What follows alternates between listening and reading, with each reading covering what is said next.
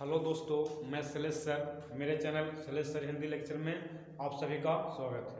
आज मैं 10th class के फिजिक्स के चैप्टर नंबर 1 के पार्ट 3 लेकर आया हूँ, जिसमें आज मैं दर्पण सूत्र के बारे में बताने जा रहा हूँ। तो ध्यान दीजिएगा दर्पण सूत्र के बारे में। दर्पण सूत्र होता है 1/v plus 1/u equal to 1/a, यानी 1/v प्लस 1/u बराबर होता है 1/a, जिसमें इस बात को लिख देते हैं जहां भी प्रतिबिंब दूरी, ये है प्रतिबिंब दूरी, u वस्तु दूरी और f है फोकस दूरी, और फोकस दूरी को फोकसांतर भी कहा जाता है। देखिए, सबसे पहला बात है कि दर्पण सूत्र को हम लोग अवतल दर्पण से सिद्ध करके देखते हैं, प्रूव करके कि ये कैसे आता है। तो हम लोग पहले देखेंगे अवतल दर्पण। अवतल दर्पण में, तो अवतल दर्पण में व्यंजक प्राप्त करने के लिए, दर्पण सूत्र प्राप्त करने के लिए वस्तु को अनंत और वक्रता केंद्र के बीच रखा जाता है। तो ध्यान दीजिएगा, ये है अवतल दर्पण, इसको बोलेंगे अवतल दर्पण, जिसको बाहर से पेंट कर देते हैं तो अवतल दर्पण होता है। अवतल दर्पण का प्रवर्तक सतह धसी होती है, और एम और एम डैश को अवतल दर्पण के द्वारक कहते हैं। ए हो जाएगा ध्रुव, इसको बोलते हैं मुख्य फोकस, और इसको बोलते हैं वक्रता केंद्र। वक्रता केंद्र के बाद जो आगे होता है इसको बोलते हैं अनंत, ये वाला जो भाग कहलाएगा अनंत कहलाएगा। तो अवतल दर्पण में जब व्यंजक प्राप्त करते हैं तो वस्तु को रखेंगे अनंत और वक्रता केंद्र के बीच में। तो वस्तु को यहां रख दिया गया, इस वस्तु को नाम दे देते हैं ए और बी। अब ये किरणें दर्पण से टकराएगी, इससे जो मतलब पड़ने वाली प्रकाश से दर्पण से टकराएगी, तो दर्पण से टकराएगी तो किरणें मुख्य अक्ष के समांतर हो गई, और मुख्य अक्ष के समांतर किरणें मुख्य फोकस से होके निकलती है। मुख्य अक्ष के समांतर किरणें मुख्य फोकस से होके निकलेगी।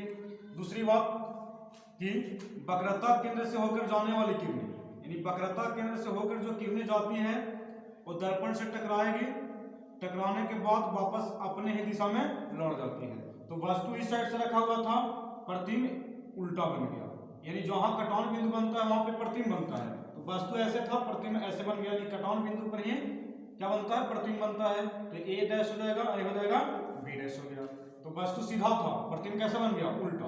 उल्टा होता है तो वास्तविक, वस्तु इतना बड़ा था, प्रतिबिंब इतना छोटा बन गया, यानी वास्तविक उल्टा और वस्तु से छोटा बना। कहाँ बन रहा है, सी और एफ के बीच में, यानी मुख्य फोकस वक्रता केंद्र के बीच में। तो इसके बारे में आइए पहले लिख लेते हैं। अच्छा, इसमें और एक चीज देख लीजिएगा कि वस्तु रखा हुआ है ए पर, तो ए से लेकर ध्रुव तक, जहां पे वस्तु रखा गया है वहां से लेकर ध्रुव तक की दूरी को बोलते हैं वस्तु दूरी। ये वाला जो भाग कहलाएगा वस्तु दूरी, और वस्तु दूरी को यू से सूचित करते हैं। अब यहाँ पे एक चीज और ध्यान दीजिएगा कि ए डैश पे प्रतिबिंब बन रहा है, तो जहां पे प्रतिबिंब बन रहा है वहां से लेकर ध्रुव तक की दूरी को बोलते हैं प्रतिबिंब दूरी, और प्रतिबिंब दूरी को भी से सूचित करते हैं। ये ध्रुव है, मुख्य फोकस है, और इसके बीच की दूरी को बोलते हैं फोकस दूरी। अब यहाँ पे ध्यान दीजिएगा, वक्रता केंद्र ध्रुव है, वक्रता केंद्र ध्रुव के बीच की दूरी को बोलते हैं वक्रता त्रिज्या। वक्रता त्रिज्या को r से, और r इक्वल टू क्या लिख सकते हैं, 2f, क्योंकि वक्रता त्रिज्या हमेशा फोकस दूरी की दुगनी होती है। तो चलिए आइए इसके बारे में पहले हम कुछ बात को लिख देते हैं। मानो एम डैश अवतल दर्पण के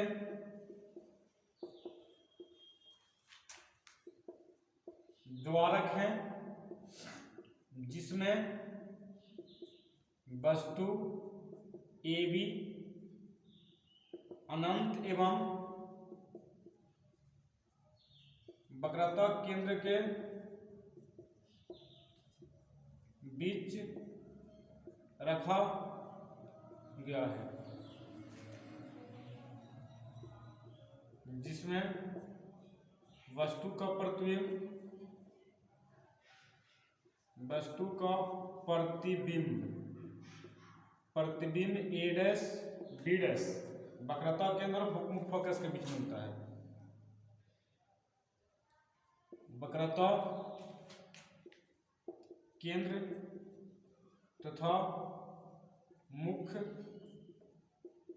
फोकस के बीच कैसा बन रहा है? वास्तविक उल्टा और वस्तु से छोटा। वास्तविक उल्टा तथा वस्तु से छोटा बनता है। अब यहाँ पे ध्यान दीजिएगा, इसमें थोड़ा सा रचना कर देते हैं। इसी के बराबर में क्या कर देते हैं? लंब खींच देते हैं। ये हो गया लंब, ये वाला जो भाग कहलाएगा लंब कहलाएगा। ये हो गया लंब, इसको नाम दे देते हैं एन और इसको नाम दे देते हैं क्यू। तथा एन को क्यू से मिलाया। अब यहाँ पे ध्यान दीजिएगा, इस बात को लिख देते हैं। साथ ही माना पी ए, मतलब पी से लेके ए तक को वस्तु दूरी कहते हैं। पी हो जाएगा यू, पी से लेके ए डैश प्रतिबिंब दूरी, पी ए डैश हो जाएगा भी, और पी से लेके एफ तक को बोलते हैं फोकस दूरी, यानी P F is equal to F, और P C is equal to हो जाएगा पी से लेके सी तक। और वक्रता त्रिज्या, और वक्रता त्रिज्या बराबर होता है 2f। अब अवतल दर्पण में जब प्रतिबिंब वास्तविक और उल्टा बनता है, यानी वास्तविक प्रतिबिंब बनता है, तो वस्तु दूरी, प्रतिबिंब दूरी, फोकस दूरी और वक्रता त्रिज्या सब ऋणात्मक होते हैं, यानी माइनस में होगा, सब माइनस में होगा। अब यहाँ पे ध्यान दीजिएगा, अवतल दर्पण में हम लोग सिद्ध करेंगे, तो सिद्ध करने के लिए सबसे पहले त्रिभुज को समरूप करना होगा। तो एक त्रिभुज जब समरूप करते हैं तो दो त्रिभुज को साथ में लेकर चला जाता है। ये दो त्रिभुज साथ में लेकर चलेंगे, इस दो त्रिभुज को साथ में लेकर चलेंगे। तो समरूप क्या होता है पहले सुन लीजिए। समरूप त्रिभुज का मतलब कि जिनके भुजाएं समानुपाती होता है तथा उनके संगत कोण बराबर होता है, उसे समरूप त्रिभुज कहा जाता है। तो समरूप त्रिभुज में भुजाएं जो होगा समानुपाती होगा, तो उनके संगत कोण आपस में बराबर होंगे, या संगत कोण जो बराबर होंगे तो उनकी भुजाएं समानुपाती होंगी। तो सबसे पहले हम लोग क्या करते हैं? त्रिभुज को समरूप करते हैं। तो ध्यान दीजिएगा, त्रिभुज ए बी सी, इधर वाला दो त्रिभुज को ले लेंगे, ए साइड वाला दो त्रिभुज को, ए साइड वाला दो त्रिभुज को। तो त्रिभुज ए बी सी तथा त्रिभुज ए डैश बी डैश सी में, तो सबसे पहले इसको क्या किया जाएगा? पहले समरूप करते हैं। तो समरूप करने के लिए हम पहले कोण को बराबर कर लेते हैं। जब कोण बराबर कर लेंगे तो भुजाएं समानुपाती हो जाएगी, यानी एंगल ए बराबर एंगल ए, दोनों जो है पे 90 डिग्री बन रहा है, और दोनों में जो उभयनिष्ठ है, मतलब त्रिभुज ए बी सी और ए डैश बी डैश सी में दोनों उभयनिष्ठ है सी, और एंगल सी बराबर एंगल सी, ए है उभयनिष्ठ, ए है उभयनिष्ठ। तो जब दो भुजाएं यानी दो कोण बराबर हो जाएंगे तो त्रिभुज समरूप हो जाएगा। त्रिभुज ए बी सी समरूप है त्रिभुज ए डैश बी डैश सी के। ए है ए समरूपता से, ए समरूपता से, ए समरूपता से हो गया। तो जब त्रिभुज समरूप हो जाते हैं, उनके भुजाएं समानुपाती हो गए, तो समानुपाती में ध्यान दीजिएगा कि इसका लंब लेंगे तो इसका भी लंब लेंगे, इसको ऊपर लिखेंगे तो इसको नीचे लिखेंगे, या इसको ऊपर लिखेंगे तो इसको नीचे लिखेंगे, और अगर आधार लेंगे तो आधार लेंगे, इसका आधार लेंगे तो इसको और इसको, यानी दोनों को बट्टा में लिखा जाता है।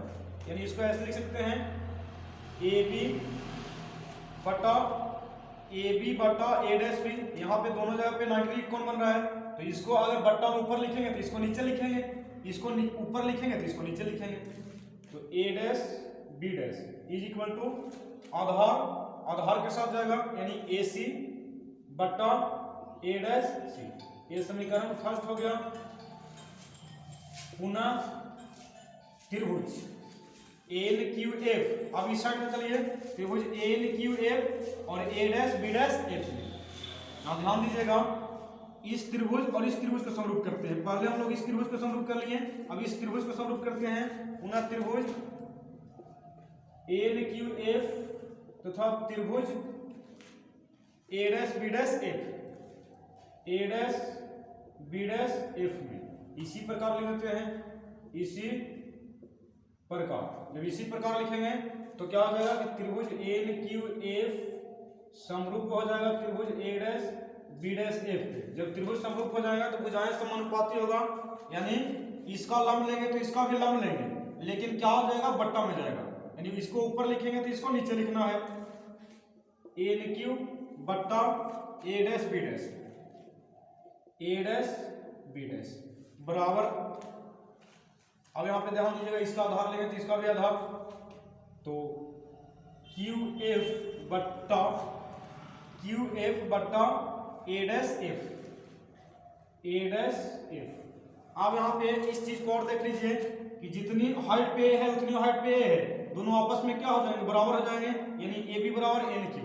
यहाँ पे इस बात को लिख देते हैं ए बी बराबर एन क्यू। तो इसको अगर इस प्रकार से डेवलपमेंट करना चाहते हैं तो इसको ऐसे लिखेंगे, यहाँ पे लिख देते हैं एन क्यू के स्थान पे क्या लिख दें, ए बी। ये हो जाएगा ए बी और बट्टा ए डैश बी डैश बराबर क्यू एफ बट्टा ए डैश एफ। ये समीकरण हो गया सेकेंड। तो यहाँ तक स्क्रीनशॉट ले लीजिएगा। आई होप आप लोग के समझ में आया होगा। तो ध्यान दीजिएगा, आगे बढ़ते हैं।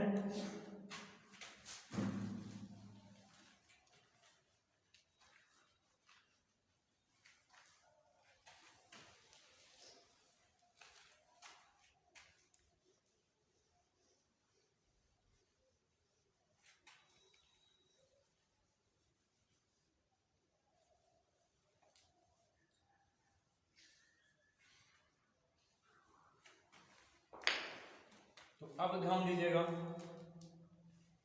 कि जो Q है वो P के अत्यंत निकट है।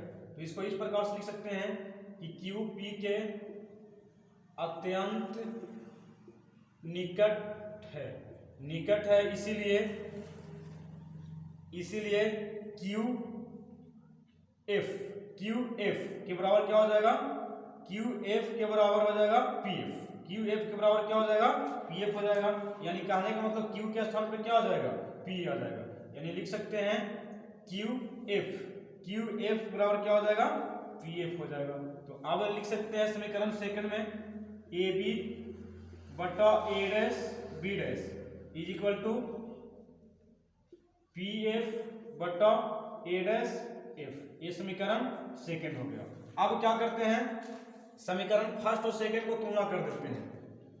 समीकरण फर्स्ट तथा सेकंड से तुलना करने पर, जब तुलना करेंगे तो दोनों में देखिए कॉमन है A B A dash B dash, इसमें भी कॉमन है A B A dash B dash, तो दोनों खत्म हो जाएगा, कट जाएगा, तो बचेगा क्या, पी एफ बटा A dash F is equal to A C और बटा ए डैश सी।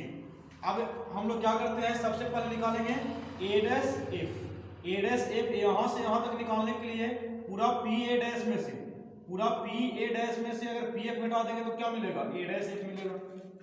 तो इस बात को लिख देते हैं पी एफ बराबर पूरा पी ए डैश में से घटाते हैं, पी ए डैश में से अगर घटा देते हैं पी एफ तो मिल जाएगा ए डैश एफ।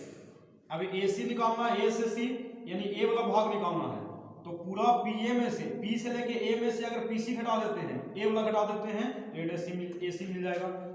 यानी पूरा पी ए में से पी सी घटा देंगे तो ए सी मिल जाएगा। अब ए डैश सी निकालना है, ए निकालना है, तो ए निकालने के लिए पूरा पी ए, पी मतलब यहां से लेके यहां तक, और उसमें से पी ए डैश घटा देंगे तो मिल जाएगा ए डैश सी मिल जाएगा। यानी पी सी में से क्या घटा देंगे, P A dash, P C minus P A dash. अब क्या करते हैं, यहाँ पे दिया हुआ है पी एफ बराबर, पी एफ के मान कितना दिया हुआ है, पी से लेके एफ तक एफ, और इसमें सब क्या होते हैं, माइनस होते हैं। अवतल दर्पण में सब क्या होते हैं, निगेटिव होते हैं, तो यहाँ पे माइनस एफ हो गया। अब पी से लेके ए डैश भी है तो ये माइनस बी हो जाएगा। पी एफ है, पी एफ कितना है, एफ है, तो इसमें भी क्या हो जाएगा, माइनस एफ हो जाएगा। अब यहाँ पे देखिएगा पी से लेके ए तक, पी से लेके ए तक को वस्तु को निकालते हैं, यू है, ए भी जाएगा माइनस में, पी सी कितना है, 2f है, पी से लेके सी तक 2f है, तो टी एफ के क्या लिखेंगे, माइनस 2f लिखेंगे, बटा फिर पीसी है, पीसी के स्थान पे क्या लिख देंगे, माइनस 2f, और पी ए डैश के स्थान पे क्या लिखेंगे, माइनस भी, क्योंकि इसमें सब क्या होता है, टोटली माइनस होता है, यानी सब माइनस यानी सब ऋणात्मक होता है। अब आगे ध्यान दीजिएगा,